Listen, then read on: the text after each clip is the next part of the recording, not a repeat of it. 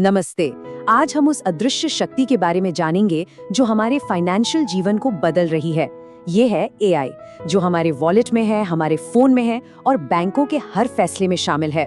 कभी सोचा है कि बैंक कुछ ही सेकंड में लोन कैसे अप्रूव कर देते हैं, या कोई फ्रॉड वाला ट्रांजैक्शन होने से ठीक पहले उसे कैसे पकड़ लेते हैं? नहीं, ये कोई जादू नहीं है। दरअसल ये सब एक ऐसे बैंकर की वजह से होता है जो अदृश्य है, जो कभी थकता नहीं और जो 24 घंटे काम करता है। ये है एक एआई बैंकर। तो चलिए देखते हैं कि ये आखिर काम कैसे करता है। तो सबसे पहले बात करते हैं बैंक के बैक ऑफिस ऑपरेशंस की और इसमें एआई के रोल की, जिसे हम एक तरह का ऑटोनोमस बैंकिंग इंजन कह सकते हैं। अच्छा, तो इसको थोड़ा समझते हैं। देखिए, जो पुराना वाला ऑटोमेशन था ना, जिसे आरपीए भी कहते हैं, उसे एक ऐसे रोबोट की तरह सोचिए जिसे बस एक स्क्रिप्ट रटा दी गई है। अगर कुछ भी स्क्रिप्ट से हटकर हुआ, बस काम रुक गया, पूरा सिस्टम ठप। लेकिन अब जो चीज आई है वो कहीं ज्यादा स्मार्ट है। ये है एजेंटिक एआई। ये किसी स्क्रिप्ट पर नहीं चलता, ये एक गोल, एक लक्ष्य को फॉलो करता है और बस यही एक चीज इसे इतना पावरफुल और फ्लेक्सिबल बना देती है। तो ये एआई एजेंट सोचते कैसे हैं? वेल, ये एक लगातार चलने वाला लूप है। सबसे पहले ये प्लान बनाते हैं, मतलब अपने लक्ष्य तक पहुंचने का एक रोड मैप तैयार करते हैं। फिर ये एक्ट करते हैं, यानी अपने टूल्स का इस्तेमाल करके उस प्लान पर काम करते हैं। इसके बाद ये अपने हर एक्शन के रिजल्ट को ध्यान से ऑब्जर्व करते हैं और आखिर में सबसे जरूरी, ये रिफ्लेक्ट करते हैं। अगर कुछ गड़बड़ हो जाती है तो ये हार नहीं मानते, बल्कि अपने प्लान को बदलते हैं और फिर से कोशिश करते हैं। ये एक लगातार सीखने की प्रक्रिया है। ये जो कोड है ना, ये पूरी बात को बिल्कुल सही तरीके से समझाता है। अब सिस्टम को लंबे चौड़े इंस्ट्रक्शंस देने की जरूरत नहीं है, बस उसे बताएं कि मुझे ये नतीजा चाहिए और एआई वहां तक पहुंचने का सबसे अच्छा रास्ता खुद ही निकाल लेता है। ये एक बहुत बड़ा बदलाव है। ये काम को माइक्रो मैनेज करने से हटकर सीधे प्रॉब्लम सॉल्व करने जैसा है। तो असल में ये एजेंट्स क्या क्या कर सकते हैं? सच पूछिए तो प्राय सब कुछ।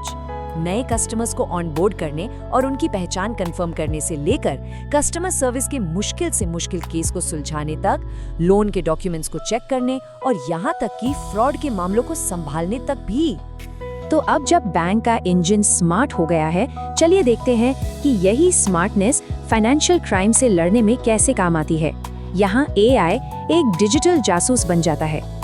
देखिए, फ्रॉड का पता लगाना भूसे के ढेर में सुई खोजने जैसा ही है। असल में 99.8% से भी ज्यादा ट्रांजैक्शंस बिल्कुल सही होते हैं। तो सोचिए, अगर कोई मॉडल हर ट्रांजैक्शन को ओके कह दे तो भी वो 99.8% एक्यूरेट होगा, है ना? लेकिन साथ ही वो पूरी तरह से बेकार भी होगा, क्योंकि उसने एक भी फ्रॉड नहीं पकड़ा। तो फिर एआई ये करता कैसे है? सीधी सी बात है, वो पैटर्न पहचानने में माहिर है। मान लीजिए किसी के अकाउंट से रोज 50-100 रुपए खर्च होते हैं और अचानक एक दिन सुबह के 3 बजे उसी अकाउंट से 15,000 रुपए का ट्रांजैक्शन हो जाता है। हो सकता है एक इंसान इसे नोटिस न करे, लेकिन एआई के लिए ये एक बहुत बड़ा रेड फ्लैग है, जिसे वो तुरंत पकड़ लेता है। और ये सब होता है अविश्वसनीय रफ्तार से। फ्रॉड पकड़ने वाले सिस्टम को 100 मिलीसेकंड से भी कम में फैसला लेना होता है, मतलब पलक झपकने से भी तेज। और जैसा कि हम यहाँ देख सकते हैं, आजकल के सिस्टम ये काम सिर्फ 47 मिलीसेकंड में कर रहे हैं और 97% से ज्यादा फ्रॉड वाले ट्रांजैक्शंस को पकड़ भी रहे हैं। कमाल है। लेकिन सिर्फ फ्रॉड पकड़ना ही काफी नहीं होता।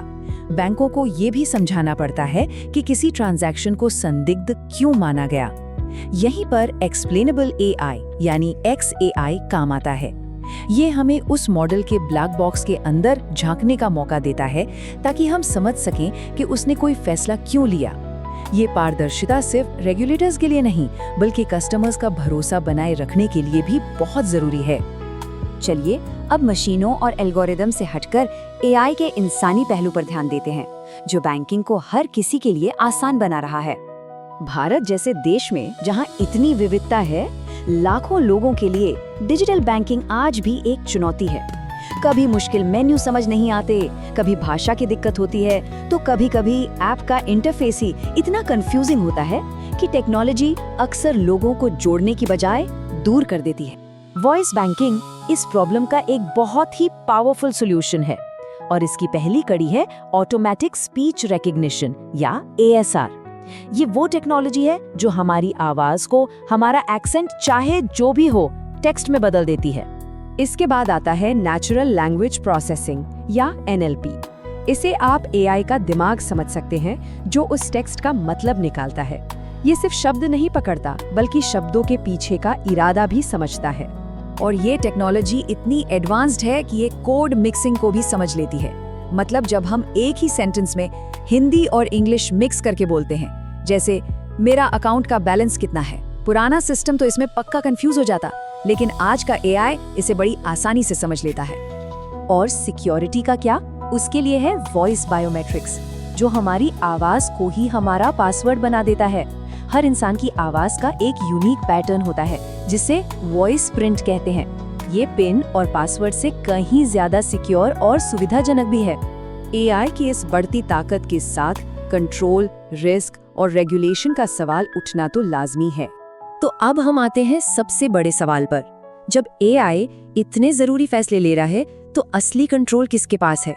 दुनिया भर के रेगुलेटर्स कुछ बड़े रिस्क्स पर फोकस कर रहे हैं। एक चिंता है कुछ ही बड़ी टेक कंपनियों पर बहुत ज्यादा निर्भर हो जाना या फिर साइबर अटैक का खतरा।